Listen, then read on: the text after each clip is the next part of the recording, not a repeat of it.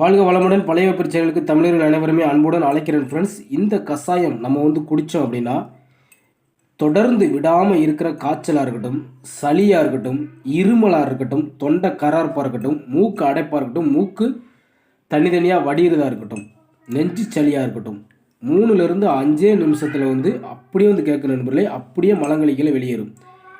அப்படியே குணமாகும் நண்பர்களே. அப்படிப்பட்ட ஒரு அற்புதமான ஒரு கஷாயம். இதுக்கு என்னென்ன பொருள் தேவைப்படுது, இது எப்படி நான் ரெடி பண்ணுறேன் அப்படின்றத தெளிவாக சொல்கிறேன் ஃப்ரெண்ட்ஸ். வீடியோ இதுவரை பார்த்தீங்கன்னா உங்களுக்கு புரியும் ஃப்ரெண்ட்ஸ். மழை காலங்கள் இருந்துச்சு அப்படின்னா நிறையா பேர்த்துக்கு அந்த பிரச்சனை இருக்கும்.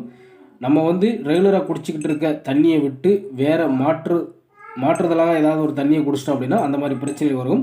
அதே மாதிரி ரெகுலராக குளிச்சிக்கிட்டு இருக்கிற தண்ணியை விட்டுட்டு வேறு ஏதாவது ஒரு தண்ணியில் போய் குளித்தோம் அப்படின்னா கூட அந்த பிரச்சனைகள் வரும். இது அடிக்கடி வரும் நண்பர்களே. இதை ஒரு நாளைக்கு குடித்தால் போது நண்பர்களே, உங்கள் பக்கத்துலேயே அந்த பிரச்சனையை வராது நண்பர்களே. அப்படிப்பட்ட ஒரு அற்புதமானது எங்கள் பாட்டி சொன்ன வைத்தியம். அற்புதமான ஒரு இதாக இருக்குது நண்பர்களே. காய்ச்சலாக இருந்தாலும் அப்படியே விட்டு உடம்பெல்லாம் சல்லுன்னு வேர்த்துடுது. மூக்கு அடைக்கிறதா இருந்தாலும் அப்படியே திறந்து விட்டுருது. மூக்கில் தண்ணியாக வடிகிறதா இருக்கட்டும் அப்படியே நின்றுது. தும்மலாக இருக்கட்டும் அப்படியே நின்று போயிருது நண்பர்களே. நெஞ்சு சளி கிசு கிசுன்னு இழுக்கிறதா இருக்கட்டும் அப்படியே நின்று போயிருது நண்பர்களே. எல்லாத்தையுமே சரி பண்ணுது நண்பர்களே.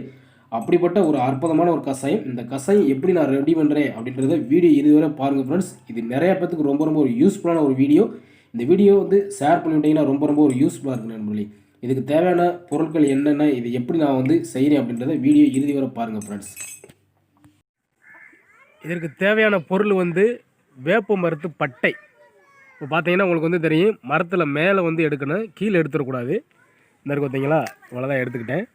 இந்த பட்டை கொஞ்சமாக நம்ம எடுத்துக்கிட்டால் போதும். அரைச்சா ஒரு ஸ்பூன் அளவுக்கு வர்ற அளவுக்கு இருந்தால் போதும் நண்பர்களே.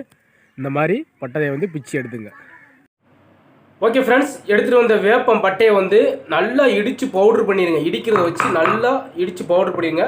சின்னதாக பிச்சு போட்டிங்கன்னா உங்களுக்கு இடிக்கிறதுக்கு ரொம்ப சுலபமாக இருக்கும் ஃப்ரெண்ட்ஸ், ரொம்ப ஃப்ரீயாக இருக்கும். இப்போ பார்த்தீங்கன்னா சின்னதாக பிச்சு போட்டு இதை நல்லா இடிச்சிங்கன்னா பவுட்ரு போல் இடிச்சிடணும். சரிங்களா, பவுட்ரு போல் இடிங்க. எவ்வளோ தொலைக்கு உங்களால் இடிக்க முடியுமோ அவ்வளோ தொலைக்கு இடிங்க ஃப்ரெண்ட்ஸ். அதுக்கு பிறகு நம்ம சேர்க்க வேண்டிய பொருள் என்ன அப்படின்னா ஃப்ரெண்ட்ஸ், சீரகமும் மிளகும் சம அளவு எடுத்துங்க. சரிங்களா, சீரகம் ஒரு ஸ்பூனுண்டா, மிளகு ஒரு ஸ்பூனு, சின்ன ஸ்பூனில் எடுத்துங்க. இது மூணையும் நன்றாக நல்லா இடிச்சிருங்க நண்பர்களே. இதை மூணையும் நல்லா இடித்து ஒரு பவுடர் ஆக்கிடுங்க. சரிங்களா, எவ்வளோ தொலைக்கு உங்களால் இடிக்க முடியுமோ அவ்வளோ தொலைக்கு இடிச்சிருங்க. இல்லைன்னா அம்மி இருந்துச்சுன்னா அம்மியை வச்சு நல்லா நுணுக்கி எடுத்துருங்க. மிக்சி ஸ்டாரில் போட வேணாம் ஃப்ரெண்ட்ஸ், அப்படி இடிச்சாத்தே நல்லது ஃப்ரெண்ட்ஸ். ஓகே ஃப்ரெண்ட்ஸ், ஒரு பாத்திரத்தில் 1.5 டம்ளர் அளவுக்கு தண்ணி எடுத்திருக்கேன். அந்த தண்ணி நல்லா கொதித்து வரட்டும். கொதித்து வந்தோன்னா நம்ம இடித்து வச்சுருக்கிற அதை நம்ம போட்டு கொதிக்க விடணும் நண்பர்களே.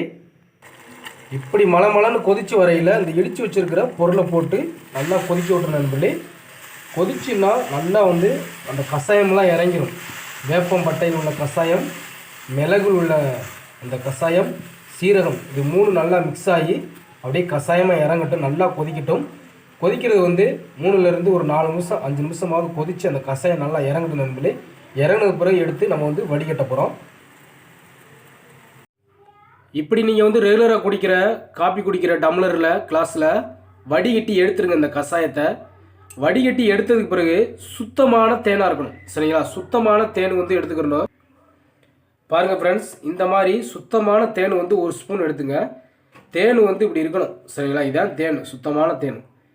மற்ற இடத்துல வாங்குகிற தேனெல்லாம் சுத்தம் இருக்காது. இந்த மாதிரி சுத்தமான தேனை எடுத்துங்க. எடுத்து அதை கலக்கி விட்டுங்க. சரிங்களா, கலக்கி விட்டுட்டு நீங்கள் எந்த நேரம்னாலும் குடிக்கலாம். சரிங்களா, உங்களுக்கு காய்ச்சலாக இருக்கட்டும், விடாத காய்ச்சலாக இருக்கட்டும், விடாத சளியாக இருக்கட்டும், இருமலாக இருக்கட்டும், நெஞ்சு சளியாக இருக்கட்டும், மூக்கு தனித்தனியாக வடிகிறதா இருக்கட்டும், மூக்கில் அடைப்பாக இருக்கட்டும், அனைத்துமே 3 நிமிஷம், மிஞ்சி போனால் 5 நிமிஷத்துக்குள்ள சரியாயிடும். இது முற்றிலும் உண்மை நண்பர்களே. எங்களுடைய பாரம்பரிய பாட்டி ஆதி காலத்திலேருந்து இதைத்தான் ஒரு வைத்தியமாக சொல்லி சாப்பிட்டுக்கிட்டு இருக்கோம். இன்று வர உடனே கேட்கக்கூடிய ஒரு கஷாயம்னா இதுதான் நண்பர்களே. இந்த கஷாயத்தை ரெடி பண்ணி சாப்பிடுங்க. கண்டிப்பாக அது ஒர்க் ஆகும். இந்த வீடியோ பிடிச்சிருந்தால் லைக் பண்ணுங்கள், ஷேர் பண்ணுங்கள். உங்களுடைய கருத்துக்களை கமெண்ட் பாக்ஸில் கமெண்ட் பண்ணுங்கள் ஃப்ரெண்ட்ஸ். செய்முறை எல்லாமே நான் தெளிவாக சொல்லிட்டேன். சரிங்களா, அடுத்த ஒரு நல்ல ஒரு வீடியோ நல்ல ஒரு தகவலுடன் பழைய வெப்பரி சேனலுக்காக உங்கள் நண்பர். ஓகே, தேங்க்யூ நண்பர்களே.